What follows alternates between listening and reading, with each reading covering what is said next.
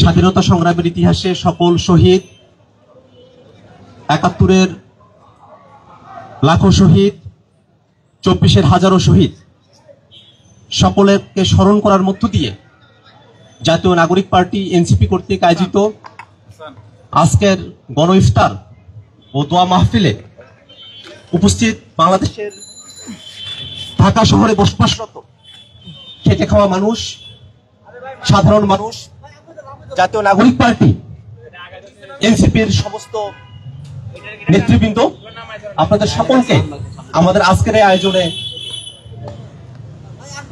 সাধুবাদ জানাই।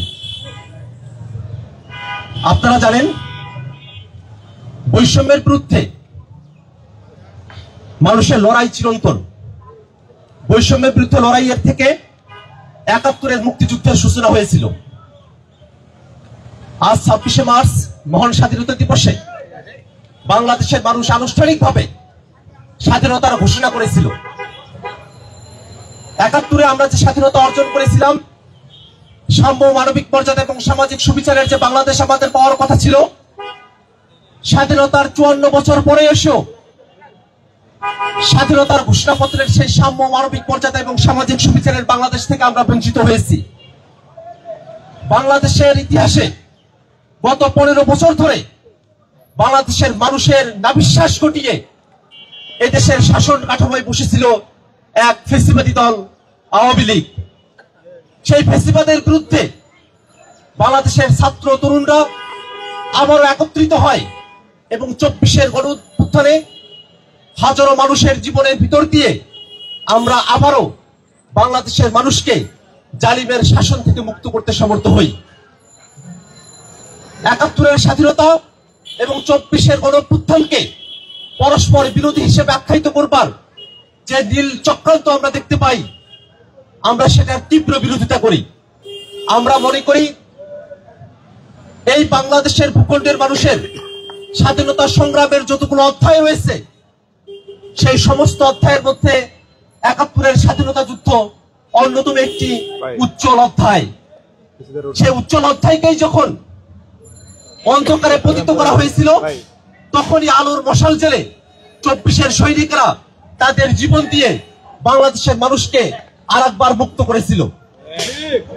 আমরা মনে করি, এই ভূখণ্ডের মানুষের যত সংগ্রামের ইতিহাস আছে, এই সংগ্রামের ইতিহাসগুলোকে পরস্পর বিরোধী হিসেবে দাঁড় করাবার কোনো সুযোগ নেই।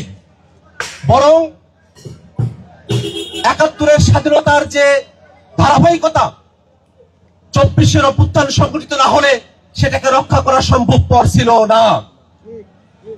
যদি ২৪-এর অভ্যুত্থান না ঘটত, তাহলে আমরা ৭১-এর যে বাংলাদেশ পেতে চেয়েছিলাম, সেই বাংলাদেশকে আমরা চিরতরে হারিয়ে ফেলতাম।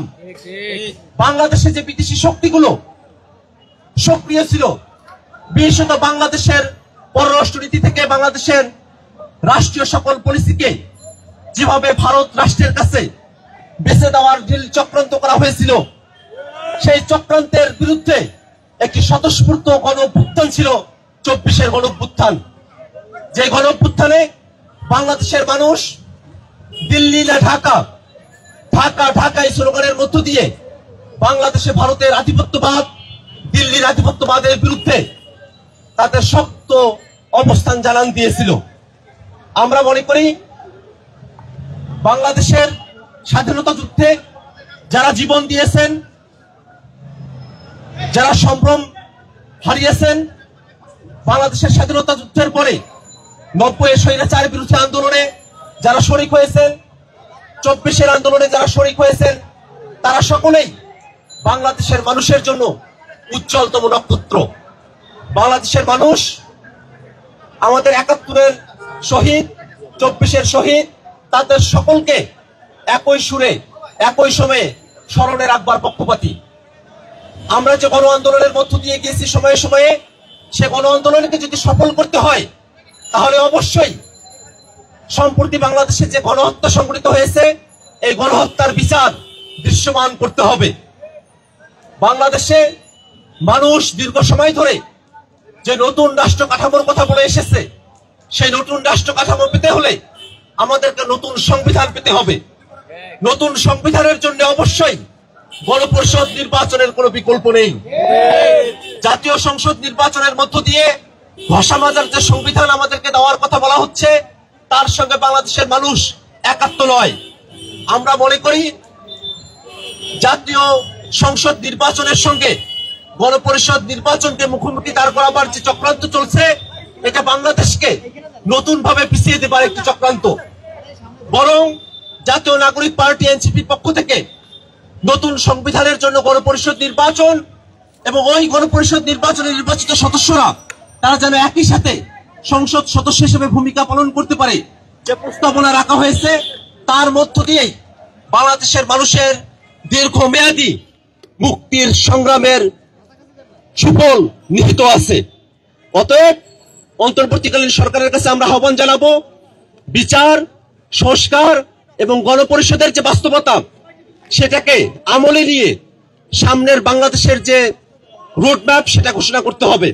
আজকের এই দোয়া এবং ইফতার আয়োজনে আপনারা যারা উপস্থিত হয়েছেন তাদের সকলকে ধন্যবাদ জানিয়ে আমি আমার বক্তব্য এখানে শেষ করছি।